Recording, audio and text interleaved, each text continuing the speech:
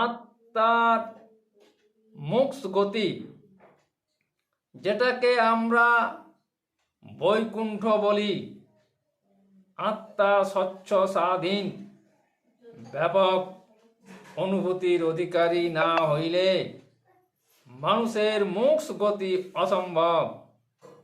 আত্মা ব্রহ্ম মিলন অবস্থাটিই মোক্ষ গতি। যোগ দ্বারা যোগী যুক্ত হতে পারে, যোগ্যতায় যোগ প্রতিফলিত হয়। যোগ্য যোগী মোক্ষ বা বৈকুণ্ঠে আবশ্যক রূপে সুখের প্রত্যাশী নয়, ব্রহ্মযোগে তাই যোগ্য যোগী যোগ অবস্থায় থাকে।